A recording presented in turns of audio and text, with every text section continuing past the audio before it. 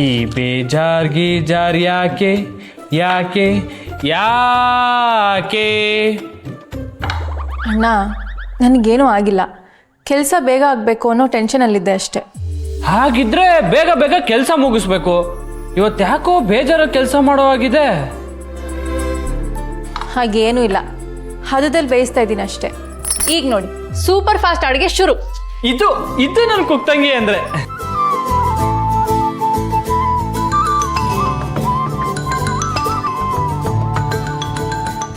ಯಾರು ಆ ವಿಕ್ಕಿ ಪಕ್ಕಿನಾ? ಅಣ್ಣ ನನಗೆ ಅವರೊಬ್ಬರೇ ಎಲ್ಲ ಕಾಲ್ ಮಾಡೋದು. ಹೇಳಿ ಅಣ್ಣ. ಶನಿವಾರನ?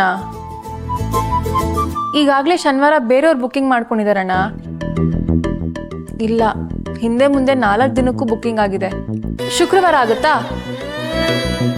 ಪರವಾಗಿಲ್ಲ ಅಣ್ಣ, 2 ಗಂಟೆಲಿ 100 ಜನಕ್ಕೆ ಜಲೇಬಿ ಮಾಡ್ಬೋದು. ಸರಿ ಅಣ್ಣ, ಹಾಗೆ ಆಗಲಿ. ಕುಕ್ತಂಗಿ, ನಿನ್ ಕೈಯೇನು ಕಬ್ಬಣನ?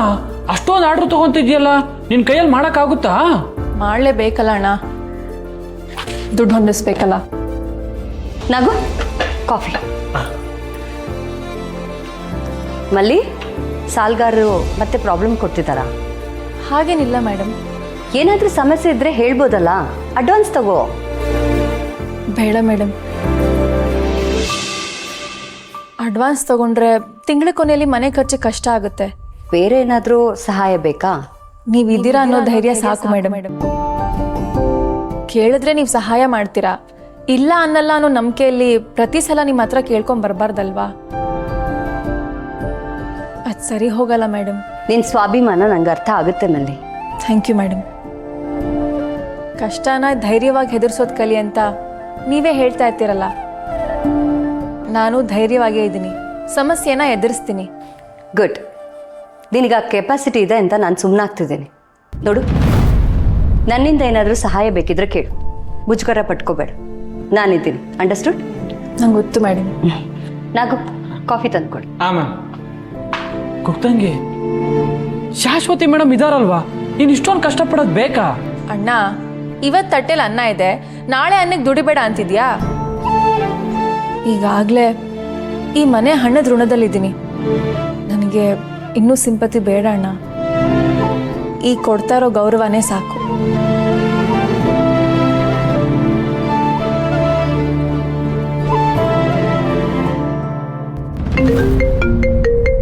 ಇರೋ ಈ ಕೆಲಸದ ಮಧ್ಯೆ ಈ ರಮ್ಯನ ಸಂಭಾಳಿಸೋ ಕೆಲಸ ಬೇರೆ.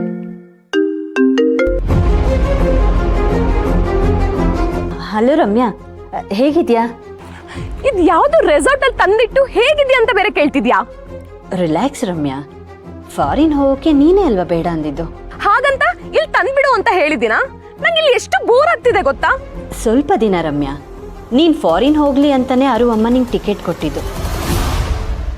ಈಗ ನೀನ್ ಫಾರಿನ್ ಹೋಗಿಲ್ಲ ಅಂತ ಗೊತ್ತಾದ್ರೆ ಅರು ಅಮ್ಮ ಅಪ್ಸೆಟ್ ಆಗಲ್ವಾ? ಅದು ನಿಜ.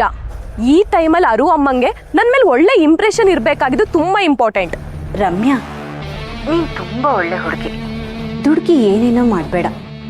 ನಿನ್ನ ವಿರಾಜ್ ಮದ್ವೆ ಮಾತುಕತೆ ಬರೋ ತನಕ ನೀನೊಂದು ಸ್ವಲ್ಪ ತಾಳ್ಮೆಯಿಂದ ಇರು, ಓಕೆನಾ? ಅಂದ್ರೆ ನೀನ್ ಇನ್ನೂ ಮಾತುಕತೆ ಶುರು ಮಾಡಿಲ್ವಾ?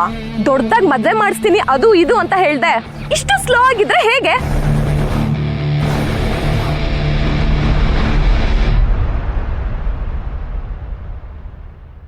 ಎಲ್ಲ ಶುರುವಾಗ್ತಿದೆ.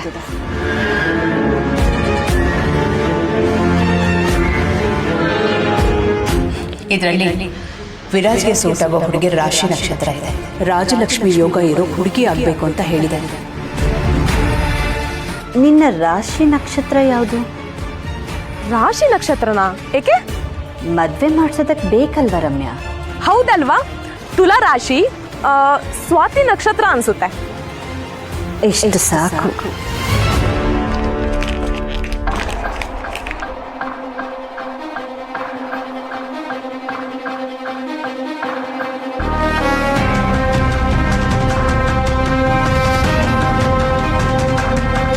ಸಾಕಾ? ಏನಕ್ಕೆ? ಇವತ್ತು ಮನೆಗೆ ಬಂದ ಜ್ಯೋತಿಷಿಗಳು ನಿನ್ ರಾಶಿ ನಕ್ಷತ್ರನೇ ವಿರಾಜ್ಗೆ ಸೆಟ್ ಆಗೋದು ಅಂದಿದ್ದಾರೆ. ಹೌದಾ? ವಾವ್, ನಾನು ವಿರಾಜ್ ಪರ್ಫೆಕ್ಟ್ ಮ್ಯಾಚ್.